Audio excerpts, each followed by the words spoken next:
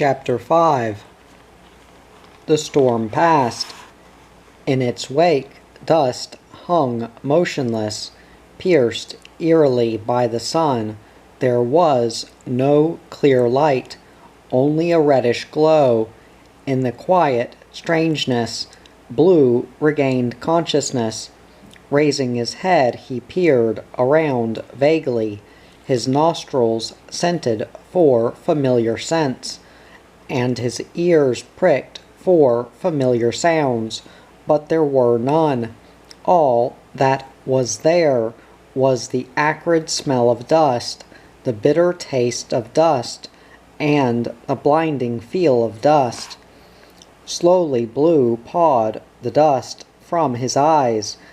When they were clear, he peered around again for the old man, but there was no old man, no sight nor scent of him, only the split gray stump of a dead tree. Blue lay for a long time, gaining strength.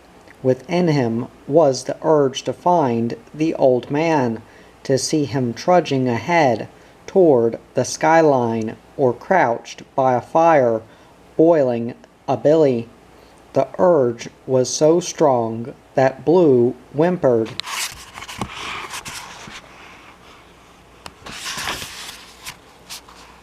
Deep in his throat, yet he had to wait. Weakness made him tremble. His legs shivered when he tried to stand.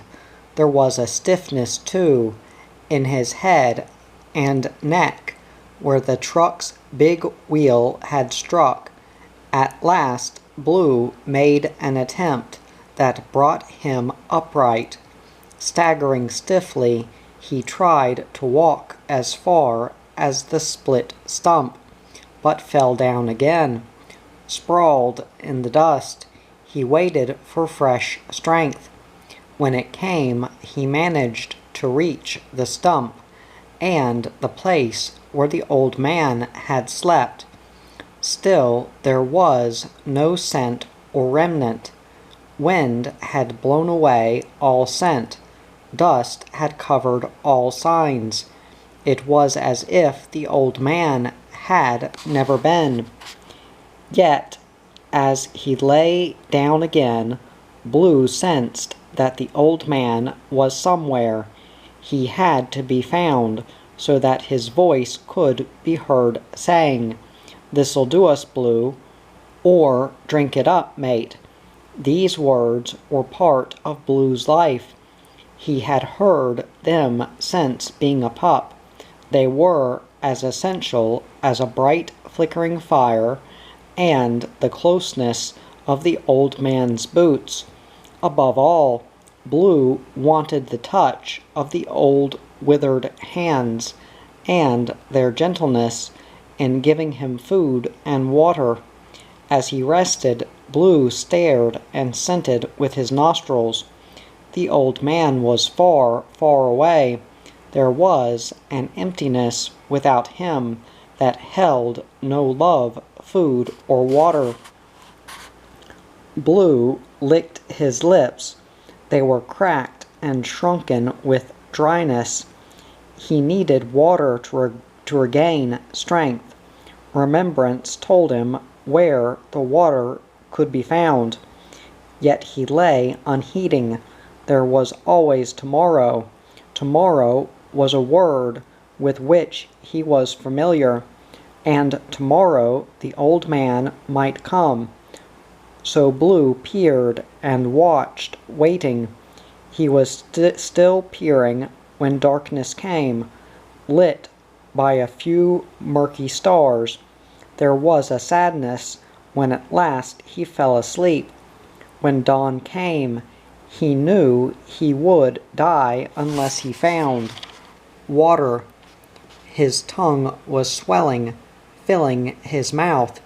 He could scarcely breathe as he forced himself up. Tottering around, he searched once more for scent of the old man. There was none. Driven by instinct, Blue padded away toward the water hole. He glanced back several times, but no familiar form showed. No campfire flared, lit by the old man. All he could see was the gray split tree. Blue sighed and padded on. He reached a ridge above the water hole by noon and paused to peer down. Several cows were standing knee-deep in the dust-coated water. A mob of kangaroos were feeding on some nearby scrub. Their bellies showed they had already had their fill of water. Two had young joeys that hopped about inquisitively. From the quietness of the animals, Blue sensed that no man was near. Yet he waited for a long time, scenting every vagrant odor, before limping down to drink. The cattle bolted, frightened at their first glimpse of him. The kangaroos stood undecided until their leader suddenly bounded away, careening through the scrub. The remainder followed, flying in great graceful leaps. In full stride, the joeys jumped headlong into their mother's pouches. Left alone to drink for as long as he liked, Blue crouched near the water, as if waiting for the familiar "Go on, Blue." "Help yourself," he peered around, but there was no voice, no old man, nothing except the warm, dusty water reflecting the fierce sun.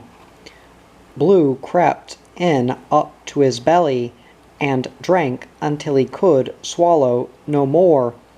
Then he rolled and twisted so that the water swirled over his head, washing away the dust. After a final drink, he sloshed from the water and scented slowly up the ridge to the scrub where he and the old man had camped. There was no trace or scent there.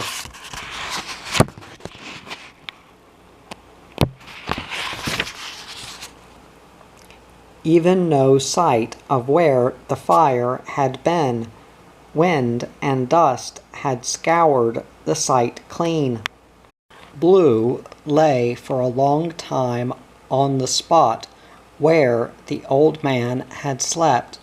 A snake slithered whisperingly from some nearby scrub, and Blue braced, ready to leap. Then he sprawled down again, content to watch. His instincts told him to avoid the snake, now that there was no old man to protect. Toward evening, Blue rose to circle around the waterhole. Now that his thirst was quenched, hunger gnawed in his belly. He found some scraps of meat and damper left by the prospectors. The scraps had been scraped off a plate beside a log, and the log had protected them. Blue wolfed them down, then searched for more, but found none. Before nightfall, he padded back to where the old man had slept and stretched out in the dust. Head on paws, he stared into the growing darkness. There was a nearness in the dust underneath. In the morning, Blue yawned and stretched. Strength was beginning to flow back through him. His neck and head were still sore, but otherwise he could move freely. The urge to find the old man was strong, even stronger than knowing that water was near. After patting down for a final drink, Blue headed eastward. Instincts of habit told him the old man would not be far from a track. Wherever twin ruts were scarred in the earth, the old man might be found. All Blue's life had been spent in following the battered old boots that in turn followed a track. So Blue padded eastward, following the dust-covered route, the one he and the old man had so recently traveled. He padded slowly, alert to scents and sounds. It was past noon when he heard the sound of a car engine coming toward him. Warily he left the track and stood in the shade of some spindly scrub. His nostrils snuffed, scenting the approaching car. It was strong with the scent of humans, but not that of the old man. Blue crouched, almost hidden, but not quite. Suddenly the car slewed to a stop as a girl's voice called, "There he is, Daddy, pull up, pull up." There was excitement in the voice, as well as familiarity. Blue had heard it before. It was the voice of Jane, daughter of the owner of the last station the old man in blue had passed through. Jane's father said, all right, I nearly went through the windshield. You screamed right in my ear." He climbed out of the car with Jane, and they stood looking across at Blue. Then Jane's father said, "So he wasn't killed after all. Mad Mick was wrong. The thing is now, can we catch him?" He tipped back his hat to scratch his head. Jane said, "I hope we can. I've got a few pieces of meat here that might tempt him." Blue smelt the meat she took from the car, and his jaws slavered. It was raw meat, freshly killed. Yet in his remembrance was the old man's voice, its slow, sure cadence, as it repeated years ago, "Don't touch it, Blue, unless I give it to yer. Don't touch it, mate, understand?" In time, Blue had understood. He had already broken the rule twice. Once, by drinking without hearing the old man give permission. The second time, by picking up scraps without permission. Now Jane stood in front of him offering meat. Red, juicy pieces were held in slim fingers. Her voice cajoled, begging him to come and be fed. Her father stood near her, holding a collar and chain. Blue crept slowly forward, then suddenly stopped, as if he could hear someone calling him.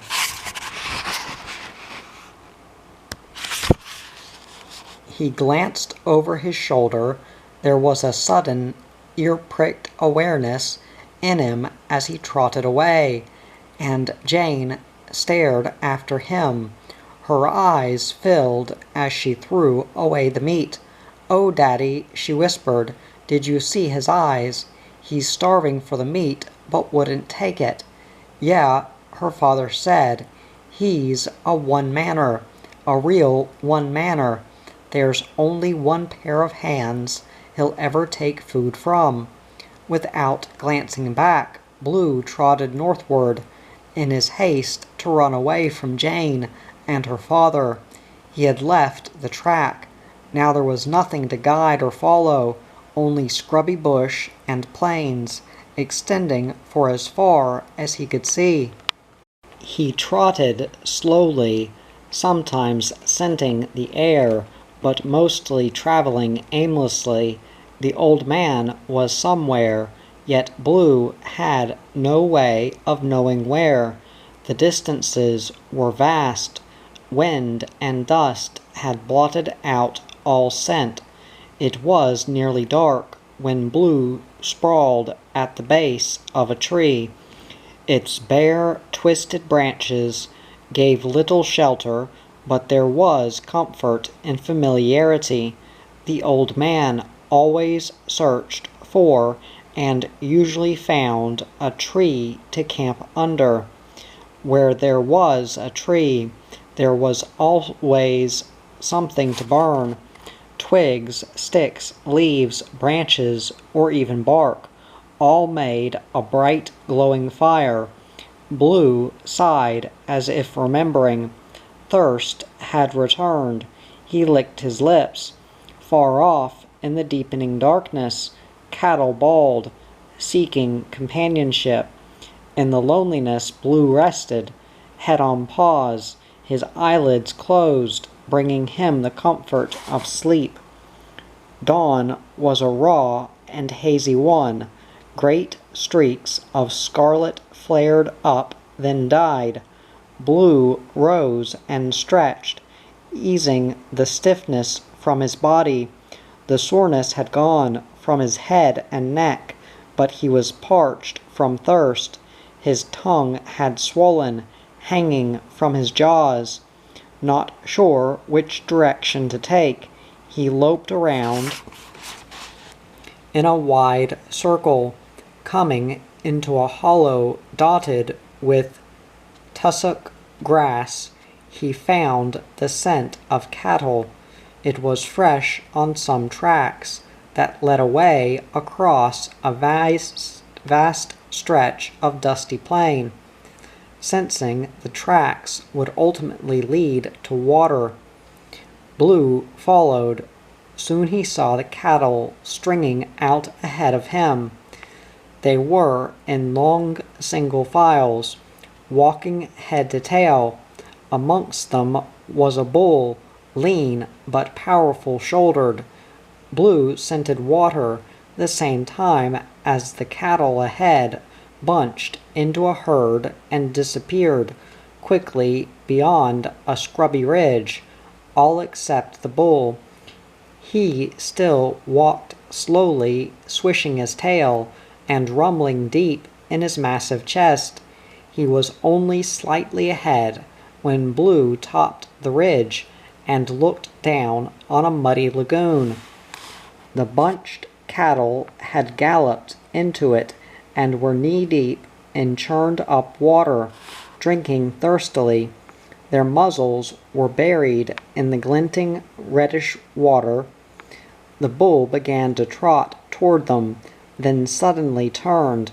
Lowering his head, he began to paw dust, and a harsh bellow rumbled from his massive body.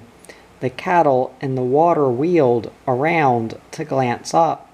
They saw Blue peering down, and immediately surged from the water. As they bunched together, the bull bellowed again, defying Blue to attack. Deep in the bull and the tense, waiting cattle was the instinct to protect. Cows protected calves. Bulls protected both cows and calves. Dogs were a menace. Used by man, dogs forced cattle from the scrub and drove them in herds against their will. Wild dogs attacked to pull down calves or sickly beasts. Whether wild or domestic, dogs were swift, vicious animals ready to bite or kill. So the bull prepared to charge, pawing more dust to loosen his shoulders. Taught by the old man never to disturb cattle, Blue crouched flat on his belly. Bull and dog stared at each other. Suddenly the bull charged. As if catapulted, Blue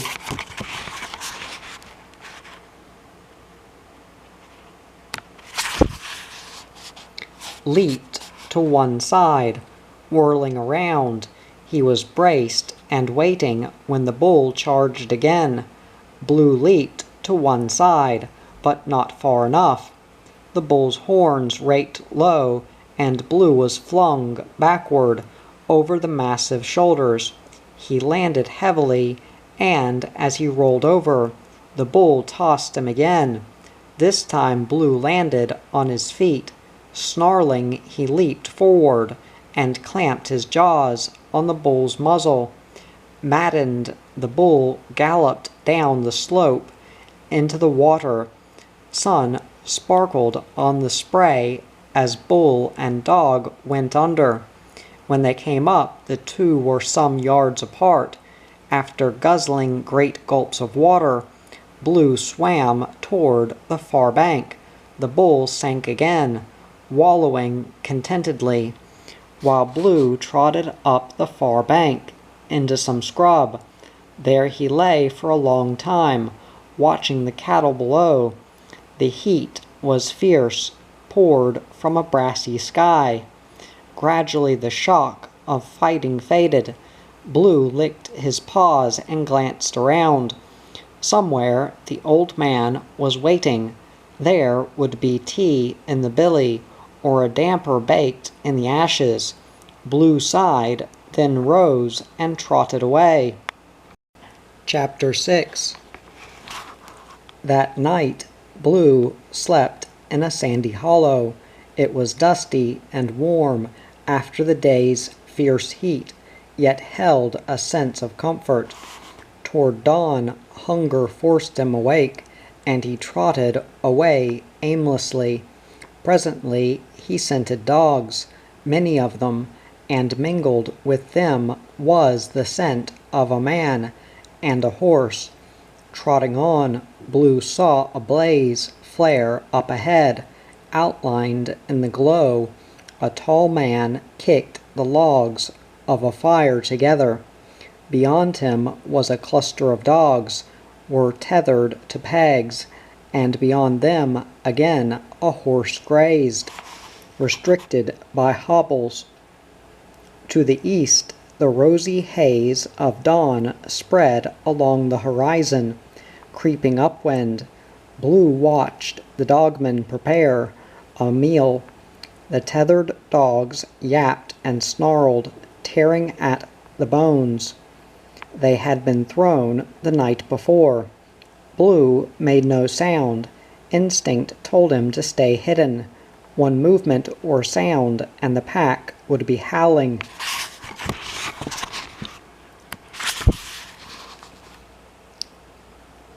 Baying for his blood, and the man would free them to do the work for which they were trained. After eating and drinking, the man rode eastward, followed by his dogs. Blue waited some time, then crept down to the abandoned camp. Searching for scraps, he nuzzled among the ashes and scratched in the dust, but found nothing. The ground was as bare as the kangaroo bones, gleaming whitely in the sun. Finally Blue trotted on in a westerly direction, opposite to the one the dogman had taken.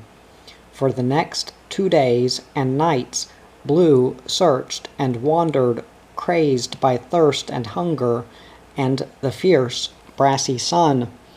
Mid-afternoon, on the third day, he reeled headlong, choking in the dust. He had been lying for some time when a boy came through some nearby scrub leading a horse. Behind the boy was a bitch, black and sleek against the harsh sun-scorched surroundings. Unaware of Blue lying some distance away, the boy said, "I reckon, Silk, we're dead unlucky. You'd have reckoned we'd have found tracks of that mare somewhere." He tipped back his hat to wipe the sweat from his forehead. "But no, we ain't seen sight nor whisper. Old Dad'll be mad when I tell him." The boy was Kim, son of a boundary rider. Father and son lived in isolated loneliness in a boundary rider's shack some 5 miles to the north. After pulling his hat brim down over his eyes again, Kim said, "My guess is she's gone back to where she came from, or run off with a Brumby stallion." This latter thought made him sad for a moment. The mare was a good one, and he had looked forward to riding her. Then he brightened again as he added, "Ah, I don't think so, Silk. Sure as anything she's gone back to the station. Take her a day or two to get there, but she will. They'll let us know when she does." Used to vast distances and the vagaries of stock, Kim shrugged and prepared to mount his horse. Then he noticed that Silk was standing rigidly. Her body was braced, expressing disbelief at what she was seeing. Following the direction of Silk's gaze, Kim suddenly gasped. "Struth," he whispered. "It's a dog. A wild one by the look of 'em." He tipped back his hat again and scratched his head while he walked warily toward Blue. He was close when another thought came to him. No, he couldn't be. You don't find a wild one in this state. He's as near dead as anything I've seen. For some minutes Kim stood looking down, wondering where Blue had come from. Kim was a boy who had been born and reared in the outback. His mother, defeated by the loneliness, had gone away some years before, leaving him to be cared for by his father, a man more used to handling stock than caring for children. Yet Kim had survived. Like his father, he was more familiar with animals than with humans. Father and son lived in an isolation that was broken only by the annual muster or a visit to the station homestead to draw pay or rations. Now he was silent, wondering what to do. That Blue was close to death and needed water was obvious, yet Kim had no water. The nearest was 5 miles away at the shack where Kim and his father lived. Deciding on what course of action to take, Kim knelt to lift Blue in his arms. Feebly, Blue tried to fight, but his strength was gone. He snarled, then sagged brokenly as Kim carried him to the waiting horse. On the slow ride home, Kim looked back at Silk and told her he thought he was wasting his time. "This feller's so far gone," he added, "that I ain't sure now whether he's dead. His tongue's big enough to choke 'em. Never mind anything else." Silk glanced from Kim to Blue, then around at the endless, brooding bush. Since her puppyhood, she had seen Kim do many strange things, but nothing as strange as this. They reached the 4-roomed, weather-board shack where Kim and his father lived, and Kim rode on past. Near a shed that was sometimes used for a stable, but usually for storing odds and ends, he let Blue slide down to the ground. Inert in the dust, Blue lay as if dead. Freeing his horse, Kim dragged Blue into the shed by his hind legs and placed his head under a tap. As the water pumped from a nearby bore cascaded over Blue, he began to jerk stiffly. Leaving the dog's head resting in the drain under the tap, Kim went outside.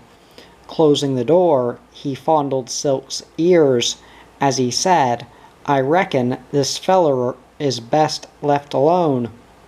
There's something about him that says he don't take to strangers, like you, mate, so we got to handle him gently." He gave Silk an extra rub on her shoulders, then walked across to the shack to begin preparing a meal for his father. In the shed, Blue twitched and shivered, barely conscious, yet aware of the life-saving water. Slowly, as Kim had foreseen, the cascading flow soaked Blue's jaws and tongue. The hot, bloated swelling subsided, and the water seeped into his mouth. After some time he began to lap. Soon he was able to roll over onto all four paws and guzzle until he was full. Then he floundered upright. He pushed against the door, but it was bolted. Feeling the strength beginning to return to his legs, he padded across to a heap of empty sacks. Sprawling down again, he rested with head on paws to stare at the door. Sunset was flaring in through the small barred window in the door when hoofbeats sounded outside. Kim's voice echoed as he shouted from the shack, "Hey, Dad, don't put your saddle in the shed. There's a dog there I found dyin' in the scrub." There was silence then until Kim's father dismounted and said, You know the rule about strayin' or lost dogs. We shoot 'em or knock 'em on the head." His voice held no menace, only the kindliness of a father talking to his son. Blue sighed, listening to the sounds that followed, the thump of the saddle as the man dumped it on the ground, and the whinny of the freed horse as it trotted away to drink. They were warm sounds, pleasant and reassuring, yet there was no old man, no comfort from the gnarled, withered hands. Blue crouched, bracing to run should the door open. Kim's father called, "Bring a lantern and the shotgun, Kim. I'll shoot 'em now and bury 'em in the mornin'. That way you won't be worried by it all."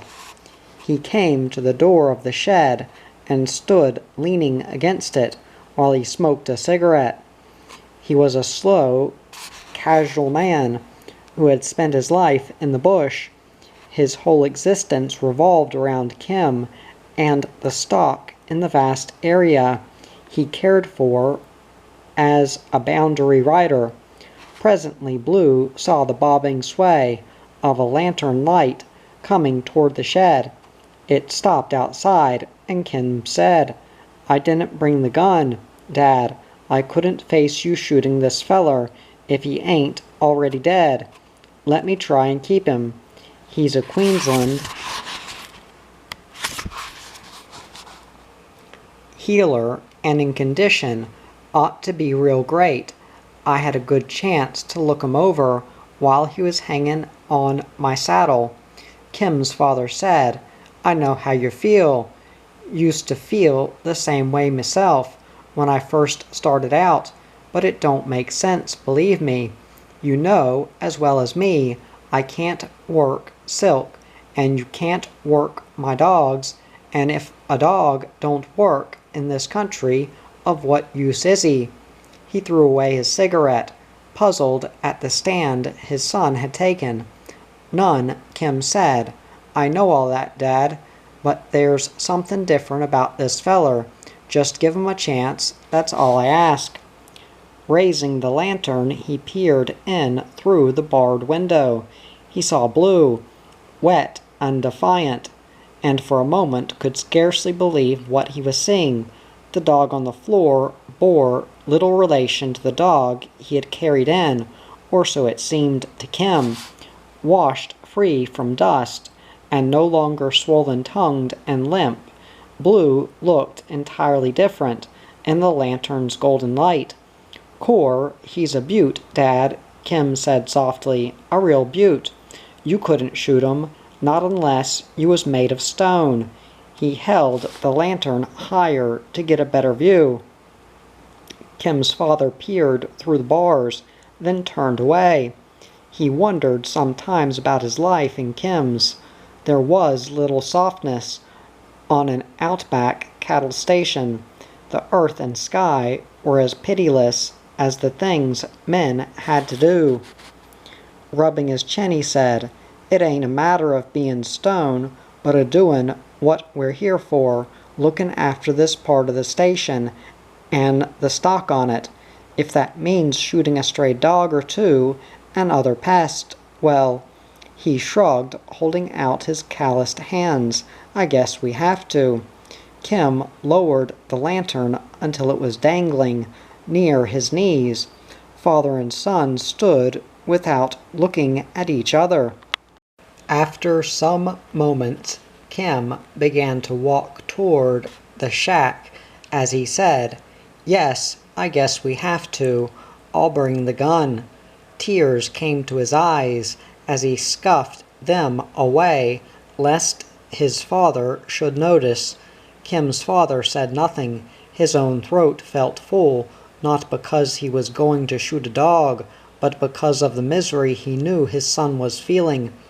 In the shed, Blue lay on all four paws, listening to the voices and the soft dust muffled footsteps.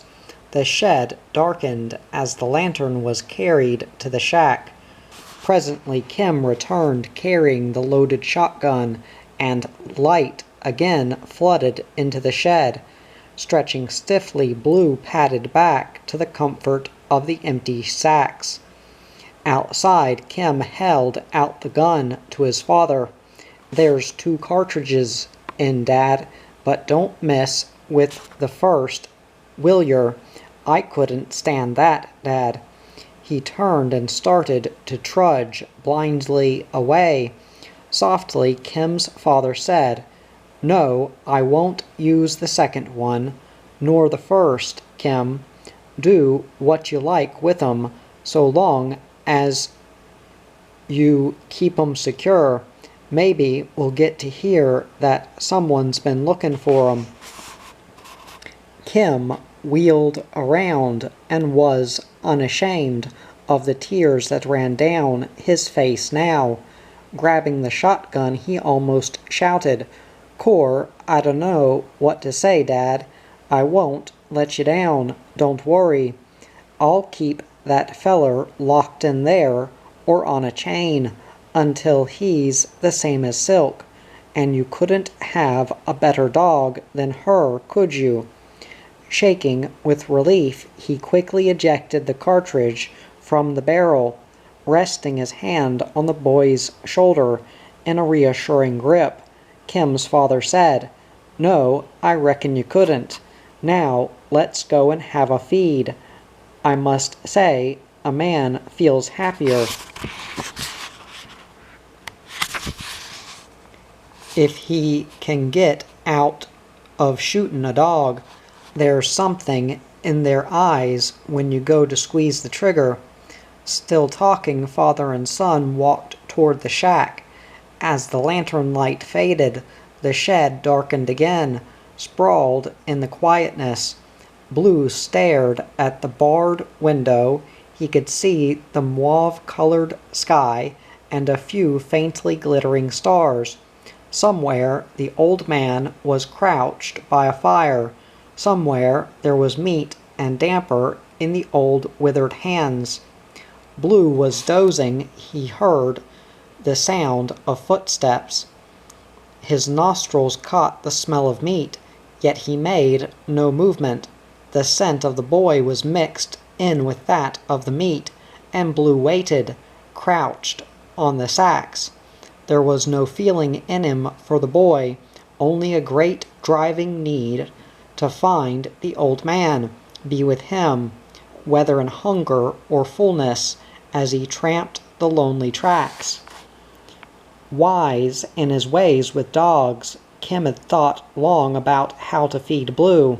Kim's father had been silent, leaving the dog's fate entirely to his son. After leaving the shack, Kim went to the kangaroo carcass, shot that day for Silk, and the other dogs Kim's father owned. Kim hacked off meat with an axe, then fed all the dogs, including Silk. chained to pegs nearby. Afterward, Kim pushed the pointed end of a piece of wire into the carcass and twisted a loop around a part of the tail. He chopped that part free and carried it on the wire to the shed.